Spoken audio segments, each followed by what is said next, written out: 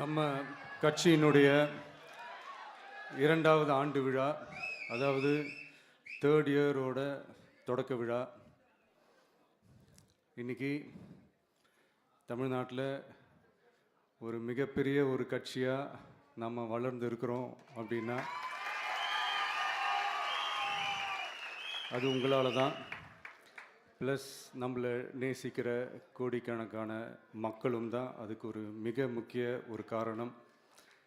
நீங்கள் தான் என்னுடைய ஒரு மிகப்பெரிய ஒரு பலம். உங்களை நம்பி தான்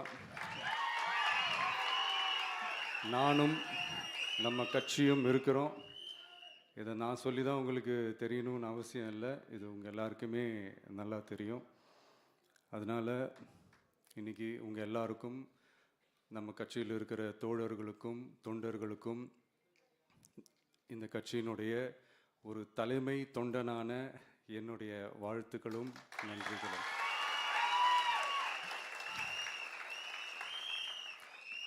அப்புறம் என்ன, மைக்கை பிடிச்சாச்சு, வெடியை கொளுத்தி போட்டுருவோமா?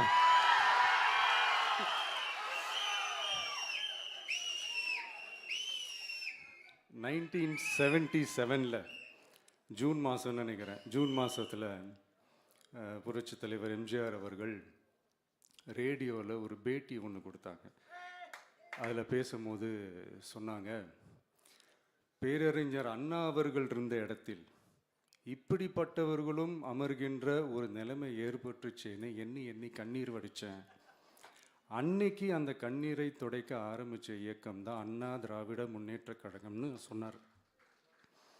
அதே மாதிரி 2017க்கு அப்புறம் 2021க்கு அப்புறம் தமிழ்நாட்டுடைய நிலைமையை பற்றி யோசித்து பார்த்த நம்ம தமிழக மக்கள், காமராஜர் அவர்கள் இருந்த இடத்தில், அண்ணா அவர்கள் இருந்த இடத்தில், எம்ஜிஆர் அவர்கள் இருந்த இடத்தில் இப்படிப்பட்டவர்களும் அமர்கின்ற ஒரு நிலைமை ஏற்பட்டுருச்சேன்னு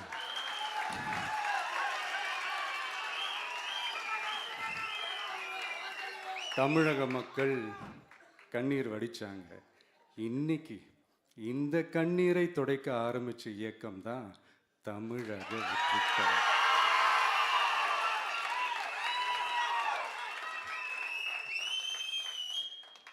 இப்படியெல்லாம் நம்ம பேசுறதுனால கண்டிப்பாக சில பேர் கொந்தளிப்பாங்க. அது பற்றிலாம் நம்ம கவலைப்படக்கூடாது, ஏன்னா கொந்தளிக்கிறது தான் அவங்களுக்கு வேலையே. புரிஞ்சுங்களா அவங்களுக்கு? ஏன்னா எம்ஜிஆர் அவர்கள் கட்சி ஆரம்பித்தப்போ, ஏன் அவர் ஜெயிச்சதுக்கப்புறம் கூட சட்டசபையில் கூட ஏதோ ஒரு நடிகர் கட்சி வந்திருக்குதான், ஏதோ ஒரு புதிய கட்சி வந்திருக்குது, புரட்சி தலைவர்னு ஒருத்தர் வந்து, இப்படியெல்லாம் கேலியும் கிண்டலுமா. அதனால் யார் அரசியலுக்கு வந்தாலும் இப்படி கொந்தளிக்கிறது தான் அவங்களுடைய வேலையே. அப்படி தான் நாம் அரசியலுக்கு வந்ததுக்கப்புறம் கூட இந்த விஜய்க்கு என்ன அனுபவம் இருக்குது, எம்ஜிஆர் அவர்களுக்கு எவ்வளோ அனுபவம் இருக்குது தெரியுமா? 52லேருந்து 72 வரைக்கும் அந்த 20 இயர்ஸ் திமுகவில் இருந்த ஒரு அரசியல் அனுபவம் எவ்வளோ இருக்குது தெரியுமா? விஜய்க்கு என்ன பெரிய அனுபவம் இருக்குதுன்னு கேட்டால் அதே வாய் தான். அன்னைக்கு எம்ஜிஆர் அவர்களை பார்த்து, அன்னைக்கு எம்ஜிஆர் அவர்களை பார்த்து அரசியல் அரிச்சுவடி தெரியாதவர், கவர்ச்சியை மட்டுமே நம்பி இருக்கிறவர், அட்டக்கத்தி, வாய் விளம்பர வள்ளல், இவருக்கு கேள்வி மட்டும்தான் கேட்க தெரியும், பதில் சொல்ல தெரியாது, நிருபர்களை சந்திக்க மாட்டார், டெல்லியை வகச்சிக்க மாட்டார், மேலே இருந்து அவருக்கு அவ்வளோ ப்ரெஷர் இருக்குது, அப்படி இப்படின்னு சொன்னதும் அதே வாய் தான். அதனால் எம்ஜிஆர் அவர்களை மட்டும் இல்லை, அவருடைய தொண்டர்களை கூட விட்டு வைக்கலை. அது என்னது, இந்த பளபளப்பு ஜொலி ஜொலிப்பை பார்த்தா பல்லிழிப்பவங்க, இப்படியெல்லாம் கிண்டலும் கேலியுமா, இதையெல்லாம் மக்கள் ஒரு மாதிரி சைலண்ட்டாக வாட்ச் பண்ணிக்கிட்டு என்ன பண்ணாங்கன்றது உங்களுக்கே நல்லா தெரியும். அவர் ஜெயிச்சதுக்கப்புறம் இந்த அரசியலில் பழந்துன்னு கொட்டை போட்ட அனுபவிச்சாலையும் இருப்பாங்கன்னு சொல்லுவாங்கள்ல, அவங்க எல்லாருக்குமே அந்த கோட்டைன்றது ஒரு பகல் கனவாகவே மாறிடுச்சுன்னா பார்த்துங்க.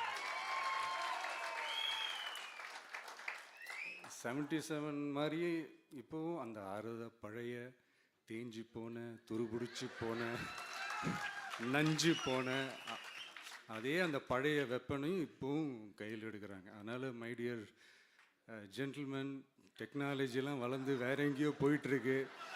அட்லீஸ்ட் உங்கள் டெக்னிக்கையாவது கொஞ்சம் மாற்றுங்க பாஸ்.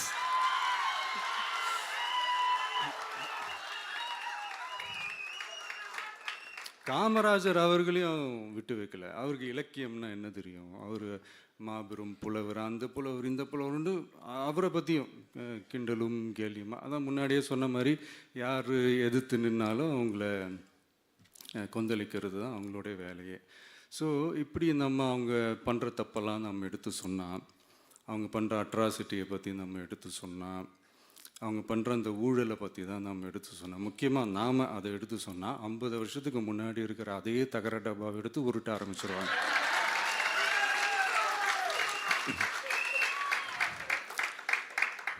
பவளவிழா பாப்பாவுக்கு வேற என்ன தெரியும்?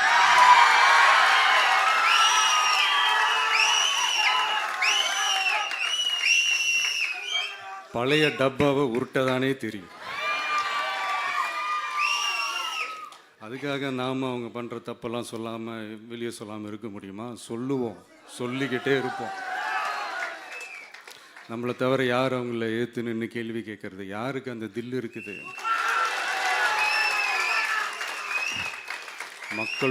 மக்களோட ஒரே பிரதிநிதி நாம் மட்டும்தான். ஸோ இப்படி இருக்கிற இந்த நிலைமையில் இன்னைக்கு இந்த டிஜிட்டல் உலகத்தில் திருவள்ளுவர் இருந்திருந்தாருன்னா இந்த தீய சக்தியை பற்றி என்ன திருக்குறள் எழுதியிருப்பாரு? ஒரு கற்பனையா, அநீதி அராஜகம் தில்லுமுள்ளு இவையெல்லாம் திமுக முதற்றே உலகு.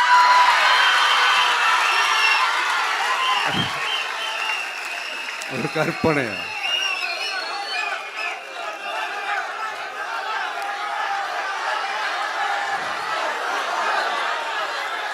அநீதி அராஜகம் தில்லுமுள்ளு இவையெல்லாம் திமுக முதற்றே உலகு.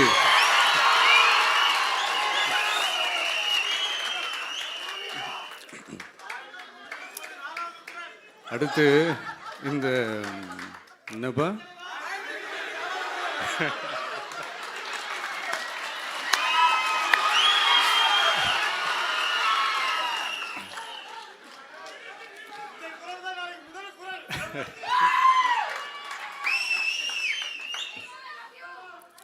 அடுத்து இந்த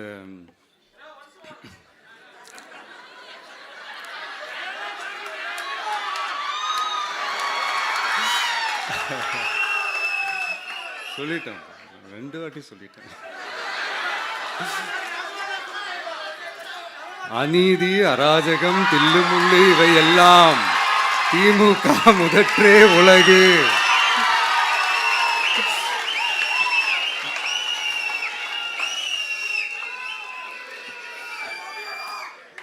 அடுத்து இந்த மும்முனை போட்டி 4 முனை போட்டி அப்படிலாம் சொல்கிறாங்களே, சரி அவங்கள பொறுத்த வரைக்கும் அப்படியே இருக்கட்டும். அதில் மாபெரும் மக்கள் சக்தியாக நம்ம அணி ஒரு பக்கம், அடுத்து திமுக தலைமையில் மற்ற கூட்டணி கட்சிகள் ஒரு பக்கம், அடுத்து பாஜக தலைமையில் மற்றும் பலர்.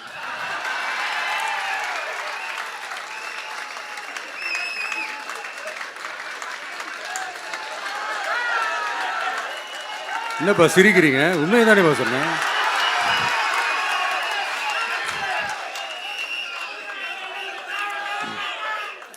ஸோ இப்படி எத்தனை சக்திகள் எத்தனை பேர் வந்தாலும் திமுகவை வீழ்த்துறதுக்கு மாபெரும் மக்கள் சக்தியான நம்மளால் மட்டும்தான் முடியும். நம்ம டிவிகேவால் மட்டும்தான் முடியும். ஸோ இப்படி இருக்கிற இந்த நிலைமையில் ஏய் விஜய் வீட்டு விட்டு வெளியே வா, ஏய் விஜய் வீட்டு விட்டு வெளியே வா, இப்படியெல்லாம் கேட்கும்போது எனக்கு எப்படி அது தோணுதுன்னா, ஐயோ இவங்க ஒவ்வொரு வீட்டில் இருக்கிற ஒவ்வொரு விஜயும் இவங்க கூப்பிடுற மாதிரியே எனக்கு தோணுது. அப்படிதான் எனக்கு தோணுது. அதனால பொறுங்க பாஸ், வருவாங்க, முறையா வருவாங்க. ஓட்டு போடுற அன்னைக்கு ஓட்டர் ஐடியை கையில் எடுத்துக்கிட்டு ஒவ்வொரு வீட்டில் இருக்கிற ஒவ்வொரு விஜயும் ஒவ்வொரு விஜயும்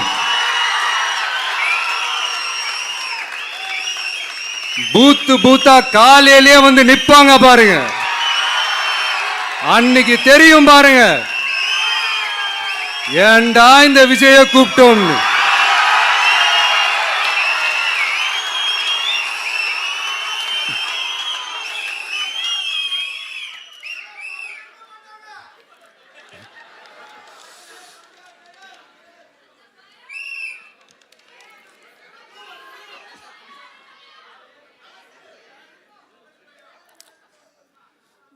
ஸோ இப்படி பேசினா உடனே இவரு நான் சினிமாவா இது அப்படின்ட்டு ஆரம்பிச்சிருவாங்க.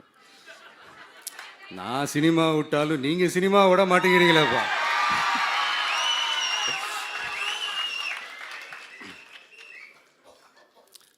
அப்புறம் இன்னொரு ரீசெண்டாக அந்த ஒரு விஷயம் போயிட்டு இருக்குல்ல, இந்த கருத்து கணிப்பு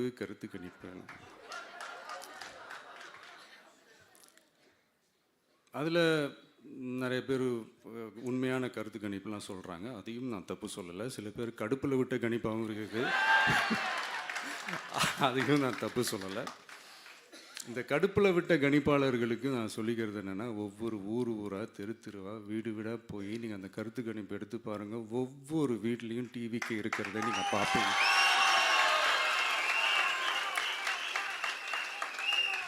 அப்படி சப்போஸ் உங்களுக்கு அது ஷாக்கிங்காக இருந்துச்சுன்னா ரப்பர் வச்சு எல்லாத்தையும் அழிச்சிட்டு மறுபடியும் முதல்லேருந்து எடுத்து பாருங்கள், அதே ரிசல்ட் தான் வரும்.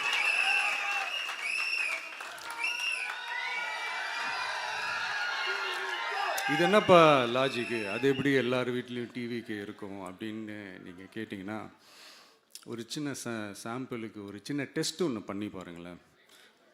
நம்ம சிஎம் சார் இருக்காங்கள்ல, ஸ்டாலின் சார், ஒரு 2 இயர்ஸ் பேக் இருக்கும்னு நினைக்கிறேன். ஒரு மேடையில் பேசும்போது சொன்னாங்க, இந்த மாதிரி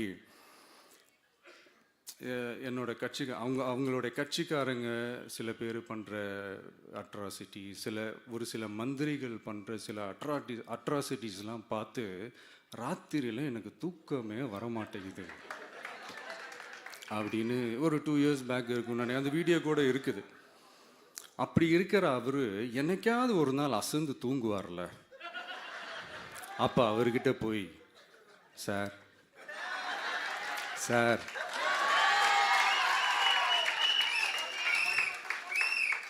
எந்த சின்னத்துக்கு சார் ஓட்டு போடுவீங்க அப்படின்னு கேட்டு பாருங்க. விசில் சின்னத்துக்கு தான்.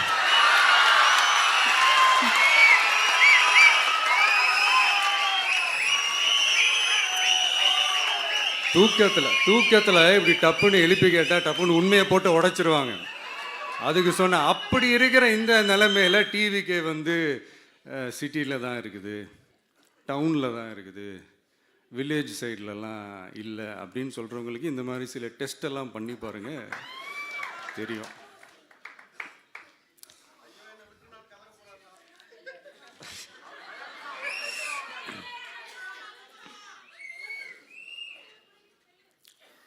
விசில் சின்னம் போகாத ஊரே இல்லை. விசில் சின்னம் எங்கெல்லாம் இருக்குதோ அங்கெல்லாம் டிவிக்கே இருக்குதுன்னு அர்த்தம். என்னுடைய அம்மா, அக்கா, தங்கைகள், அண்ணன், தம்பிகள் டிவிக்கேக்கு ஓட்டு போடுறத யாராலையும் தடுக்க முடியாது.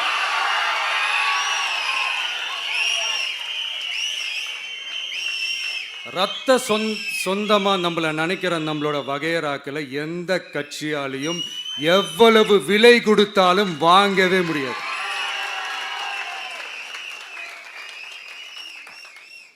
நான் ஓவர் கான்ஃபிடென்ஸில் பேசுகிறேன் அப்படின்லாம் நினைக்காதீங்க. இதுதான் கள நிலவரம், கள யதார்த்தமும் இதுதான். தீய சக்தியை வீழ்த்துறதுக்கு தூய சக்தியான நம்மளால் மட்டும்தான் முடியும். இந்த 2026 சட்டமன்ற தேர்தலில் டிவிக்கே தான் மக்களோட ஒரே ஆப்ஷன். Otherwise no diversion.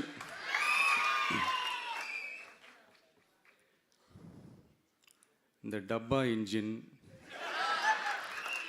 ஓட்டை இன்ஜின், எவ்வளோ இன்ஜின் வந்தாலும் டாப் இன்ஜின் நம்ம டிவிக்கே தான்ன்றதை மக்கள் ஆல்ரெடி முடிவு பண்ணிட்டாங்க. அதனால் நம்மளுடைய தோழர்கள் அதை மனசில் நல்லா ஏற்றிக்கிட்டு இன்னும் ஷார்ப்பாக ஒர்க் பண்ணுங்கள்.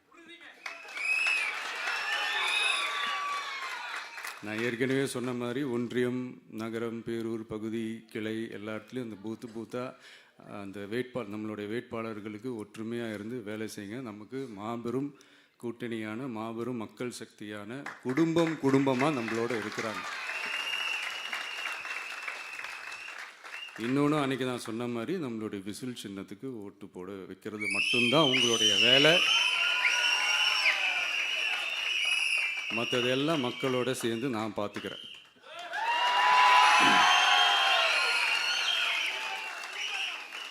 தமிழ்நாட்டோட அரசியலில் தி விசில் ப்ளோயர் இஸ் டிவிகே.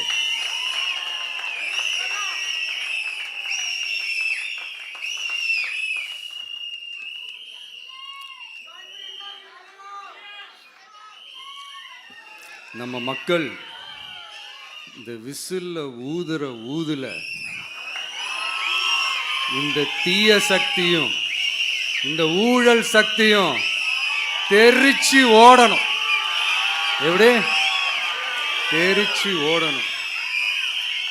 அன்னைக்கு சென்ட் ஜார்ஜ் கோட்டையில் டிவிக்கு ஆளும் கட்சியா எழும்.